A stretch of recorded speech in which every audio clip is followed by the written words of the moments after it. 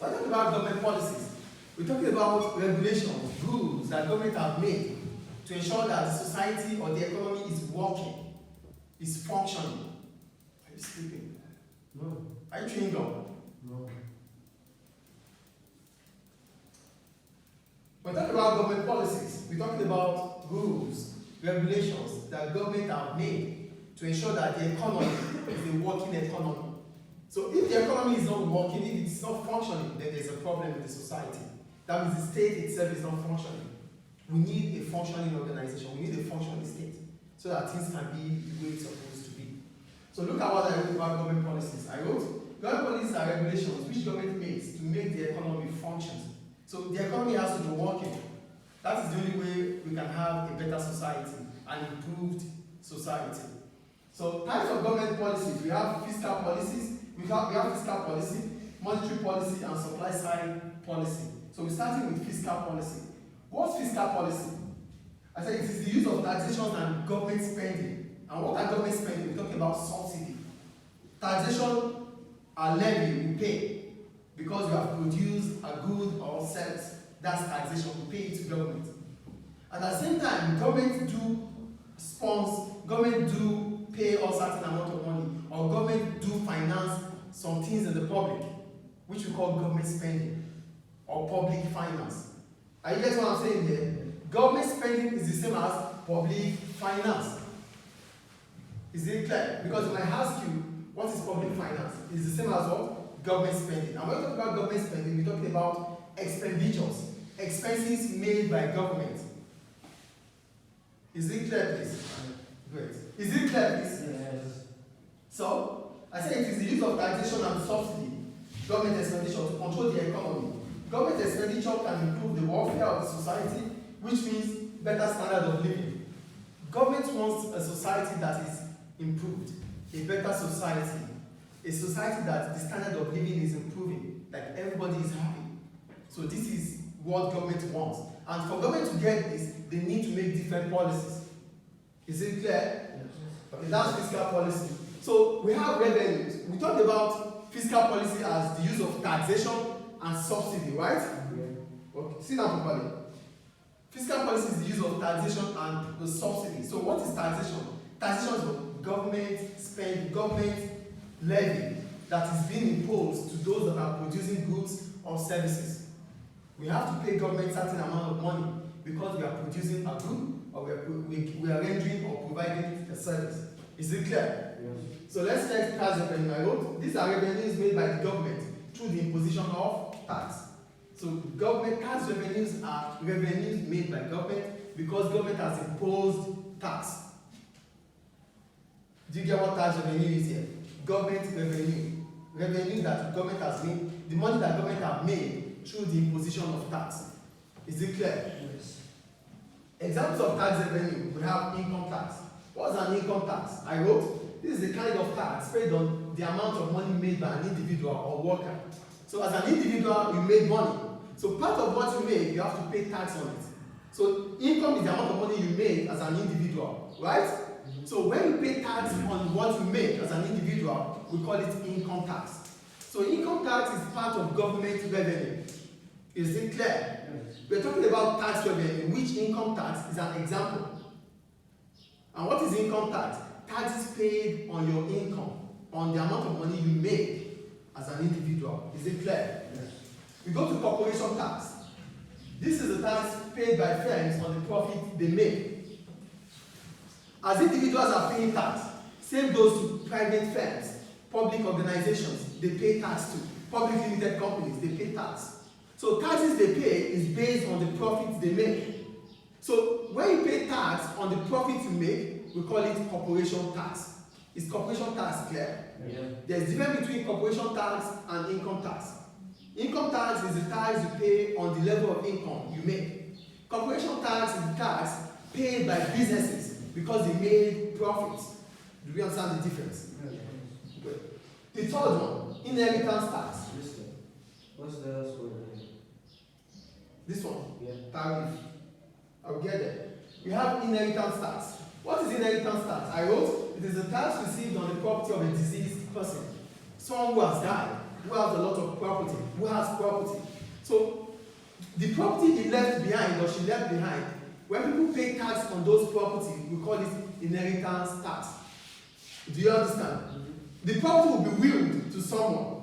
So the person that is the beneficiary to the property left by the deceased person, paying tax on it is what we call inheritance tax. IHT. Is it clear, please? Yes. Is it clear? Yes. Then we have import taxes. Import taxes are taxes we pay on our importation, things we bring into the country. When you bring things, you could bring cars, you could bring products into this country.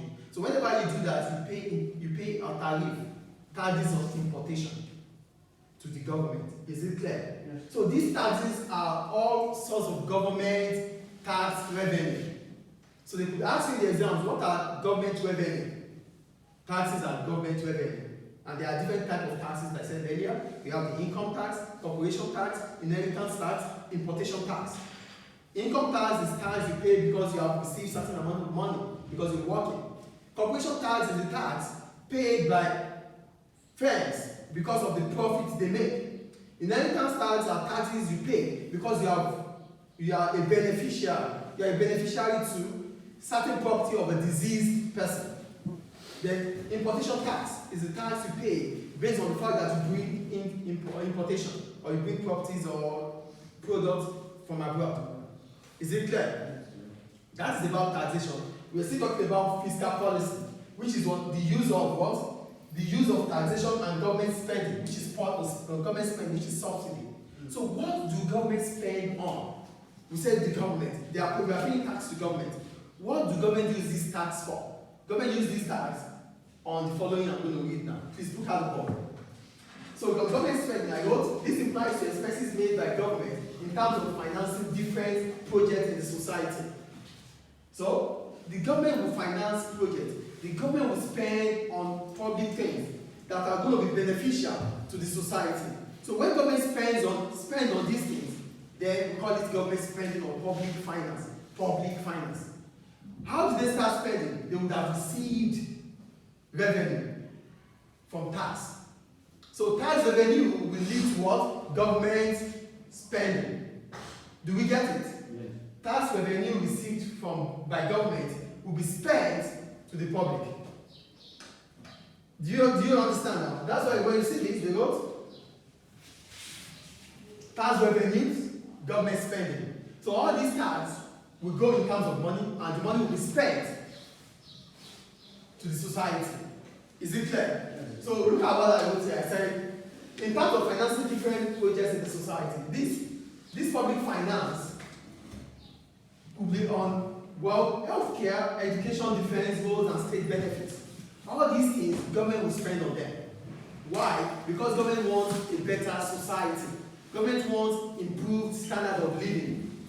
And they can't do this all alone. They need taxes. They need to impose taxes. So when we pay taxes, government do not keep the money. They do not spend it. They spend it on education. They spend it on healthcare. They spend it on state benefits, unemployment benefits, bursary, getting pocket money for students. All these things are done by government. But where do they get the money from? They get it from tax revenue. Is it clear? Yes. So I said there are other forms of government revenue, such as sometimes government do borrow. Government takes money from the International Monetary Fund, IMF. Government can also borrow money. Are you with me? Yes. So government borrowing is also a source of revenue for government, because government will receive that money to use in spending to the society. Are you with me? Yes. So I said there are other forms of government revenue, such as borrowings and proceeds from privatization. What is privatization? The selling of state-owned properties. Like the General Electric Company of Libya, GECO, it is owned by the government, right? The government of Libya would sell it to private investors for efficiency. So if they sell it, we call it what? Privatization. The sales of government property or government assets to individuals. So when government sells it, money comes to the government, yes or no? Yes. So this is another form of government revenue. So they could ask you in the exams, give 3 key forms of government revenue. You could talk about tax revenue, you could talk about borrowing, and you could talk about what? Privatization. Because privatization means that government have sold certain property, certain assets, which in return they get money, which is a source of revenue. Do we get it, please? Yes. Great. So, when we have revenue, we've talked about revenue, we've talked about spending. So these two things are what governments do. Government will receive money, government will spend money. Yes or no? Yes. Great. So before government starts spending, government will make what we call a budget. What do I call it? A budget. So there's a budget which is called a financial plan on spending and revenue. A financial plan by the government on how we're going to spend this year. So for each year, the government of Libya, the government of Nigeria, the government of America have their own budget. So they plan a budget. They don't just spend. They spend based on their budget. So when your budget, in terms of revenue, is equivalent to your revenue, when your budget, in terms of revenue, is equivalent to your spending, we call it a balanced budget. Do we get it? When your revenue, the amount of money government makes, is equivalent to the amount of money government spends, then there's a balanced budget. Do we understand balanced budget here? Yes. Then we have a deficit budget, which means government has spent more than what it's receiving. So if government spends more than what it receives, then there's a deficit budget. Is it clear? Yes. And the last one, there's a surplus budget. Here, government have made so much and spent less. Do you understand the difference between these two budgets now? There's budget, which is a financial plan on spending and revenue. That means how we're going to spend for this year and how we're going to receive for this year. That's a financial plan by government. And we have three types of budget, or three sets of budgets. We have a balanced budget, a deficit budget, and a surplus budget. When we talk about the balanced budget, it means your revenue is equal to your spending. When we talk about a deficit budget, it means your revenue is less than your spending. And when you talk about a surplus budget, it means your revenue is more than your spending. Is it clear? Yes. Do we have any question about fiscal policy? No. So fiscal policy is one of government policy, which is what? The use of taxation and government spending to correct or to manipulate the society or the economy. Any question about it? No. So we're going to talk about the uses of fiscal policy after the right, okay? Right, please. We're still on fiscal policy. So why is fiscal policy important? But before we talk about reasons why they are important, we have two types of fiscal policy. We have expansionary fiscal policy and contractionary fiscal policy. So look at the board. I said fiscal policy, we have expansionary and contractionary. What is expansionary fiscal policy? Why is expansionary fiscal policy used by government? So let's see. I wrote, this is used to stimulate the economy as in increasing the level of domestic consumption. So here, consumption is what we take as an individual, our demand. So if government wants to increase demand of goods and services in a country, government can use expansionary fiscal policy. Are you with me? If government wants to increase our level of consumption in the society, if government wants to increase our spending, if government wants to increase our demand in terms of demand for goods and services, if government wants to increase it, government use what? Expansionary fiscal policy. So look at what I wrote here. Government increases spending and lowers taxation. This could help to reduce the effects of economic recession as it could boost the GDP and increase employment rate. There's recession here, which is a fall in economic activity for 2 consecutive quarters. That's what recession is. A fall in economic activity for 2 consecutive quarters. Do you understand what recession is here? So if there is recession, it means the economy is in decline. If the economy is in decline, people don't have money to spend. And if people don't have money to spend, the standard of living will fall. So if government wants to boost the standard of living, government will use what? Expansionary fiscal policy. And how do government come about this? Or how do government go about this? Government will increase their spending. Government will give more subsidy and reduces taxation. You know, when you pay tax, it takes away money from you, right? Yeah. But now, government will reduce the tax you pay, so you can have money to spend. So your spending power will increase. your disposable income will increase. What is disposable income?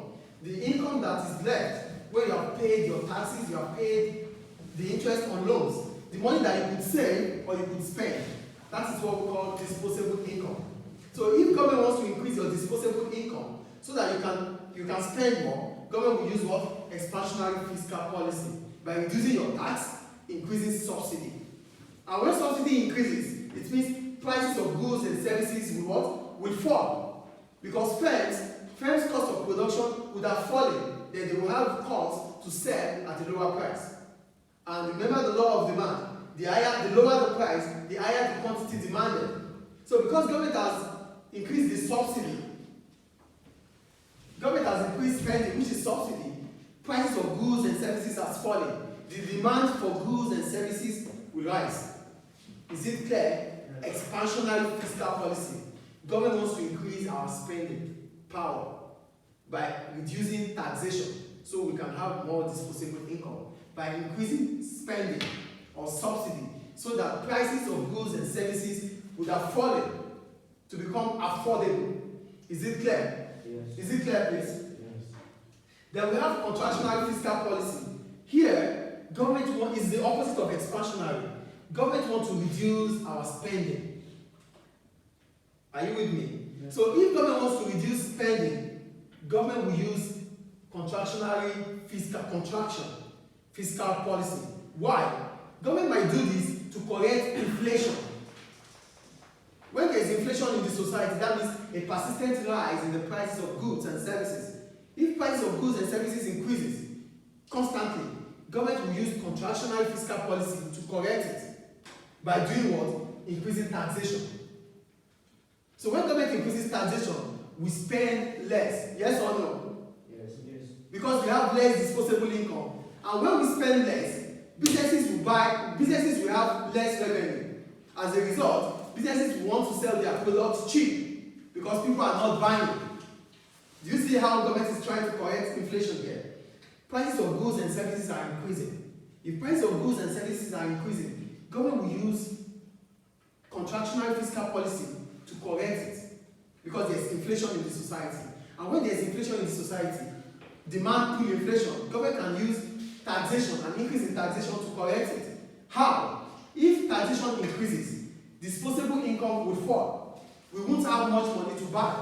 When we don't have much money to buy, businesses themselves will not have more revenues. Yes or no? So they wouldn't have any choice than to reduce the prices so that people can buy. Do we get it? So government will use contractionary fiscal policy to correct inflation. And what is contractionary fiscal policy? The use of increasing taxation and reducing subsidy to correct the economy. Is it clear? Yes. So look at what I wrote. I wrote, government reduces spending and increases taxation. This could be used to control inflation. Inflation is a persistent rise in the prices of goods and services. So if government wants to correct inflation, government can increase taxation. So one of the ways to correct inflation in the society is to do what? Increase what? Taxation. Is it clear, please? Great. Now we go to the impact. So for the fiscal policy, what are the impacts of fiscal policy? What are the positive impacts of fiscal policy to the society, to the people? Number one, incentives to work. Cuts in income tax can encourage people to take employment. Reduction of unemployment benefits can encourage people to seek for unemployment. Why? Increase in government spending can encourage entrepreneurs to create more business. I've said 3 things here. I wrote 3 things here. The first one is about reduction in taxation. Because there's reduction in income tax. What is income tax? Taxes you pay on your income, right? If the taxes you pay on your income falls, people would like wanting to work now because they know they pay less tax. So it's an incentive for people to start seeking for employment because government has reduced the taxes they pay when they receive their money. But when the tax they pay increases, people might not want to work because they feel I work and I pay a lot of tax. Why am I even working? Do you get the point here? But if taxes has reduced, income taxes has reduced through expansionary fiscal policy, people could be able to work. People could have incentive, could be motivated to work. Yes or no? Do we understand it here?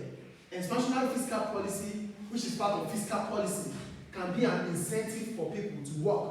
Because at that time, government has increased spending and reduced taxation. The second one I talked about is unemployment benefits. Government can reduce, using contractionary fiscal policy, reduce unemployment benefits. They reduce their spending. So government would not want to spend on unemployment benefit, which government doesn't want to give people that don't have a job money. So if government stop giving people that don't have a job money, what happens? They want to find work. They know if government is not giving us money anymore, so we need to find work. We need to seek for employment. Is it clear? Yeah. So contractionary fiscal policy can be an incentive for people to seek employment. Example of contractional fiscal policy is reduction in unemployment benefits. Unemployment benefit is that benefit you get because you don't have a job. If government stops giving unemployment benefit, some people would find job, would want to find a work because nobody's giving them any money anymore. Is it clear? Yes. The third one, subsidy, which can also encourage businesses and entrepreneurs because subsidy will reduce your cost of production, right? Yeah. Subsidy reduces your cost of production. As a result of that, you as an entrepreneur, you might really want to create more jobs because you know your cost of production has fallen. Do we understand? Yeah. The second one, investment expenditure. Government capital expenditure on infrastructure such as railway, motorways, hospitals can encourage multinationals to set up in a country.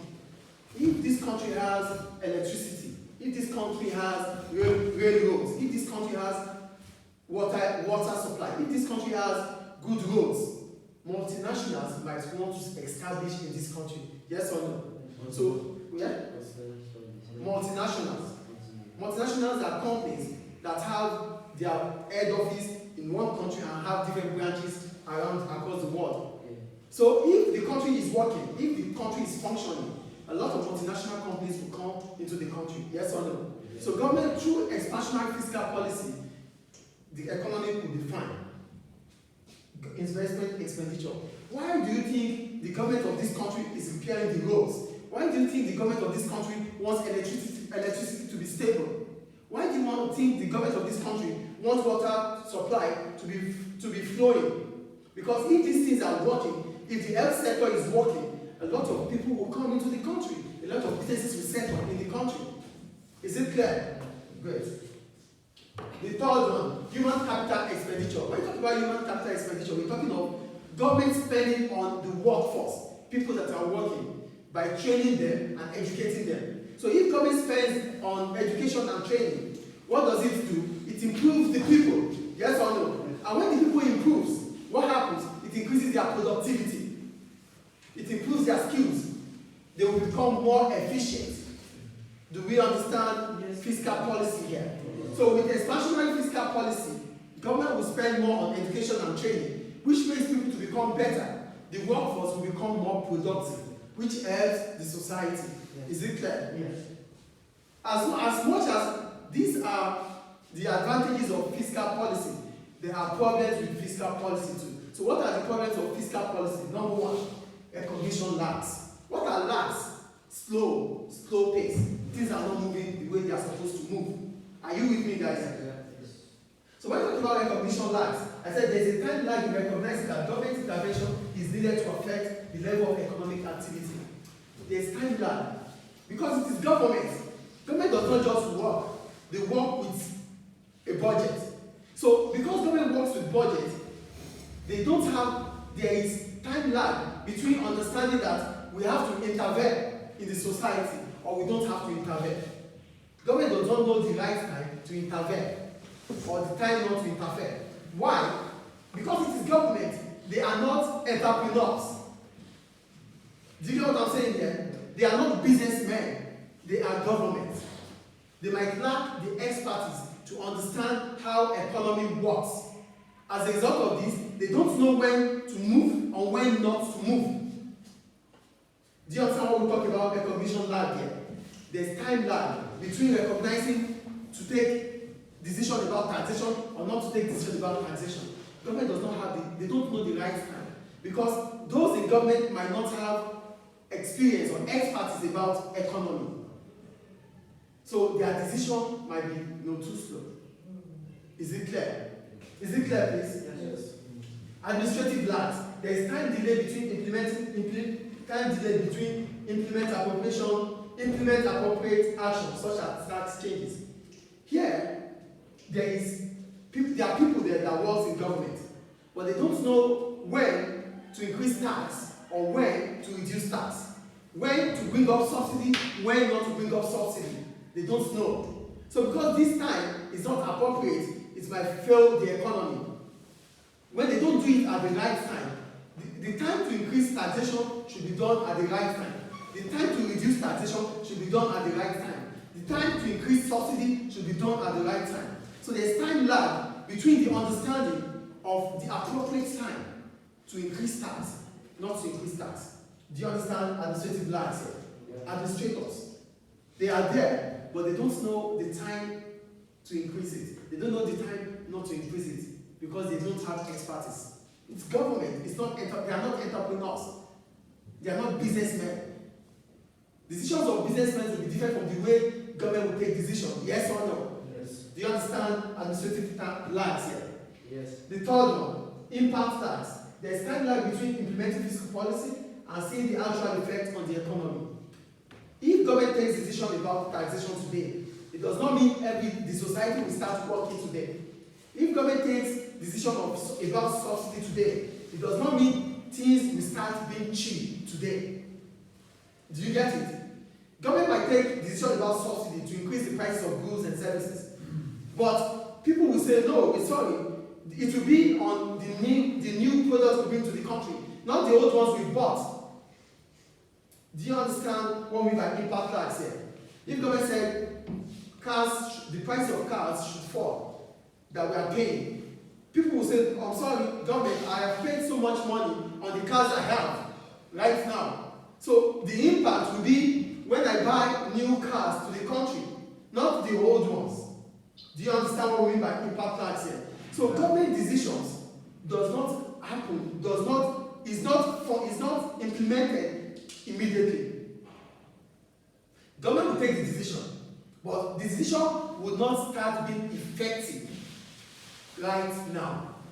So some people will still be, it means that people will not still benefit from that decision that has been taken by government immediately. That's what we mean by impact lags. Do we understand impact lag? Recognition lag. Government does not recognize when to take a decision regarding tax and when not to take decisions. Administrative lags. Government does not know when to increase taxation or reduce taxation. Impact lag. The time at which government takes decision is not effective. So that means government will take decision, but at the same time, it will not be effective immediately. It could be effective after some few months, some 5 months, some 6 months. It's just like when government says, okay, we are giving 10,000 to each individuals, Libyans. You won't get the money right now. It might take a while. Yes or no? Yes. It is a problem which we call what? Impact lag. Is it clear? Yes. Any question about fiscal policy? No. It's clear, right?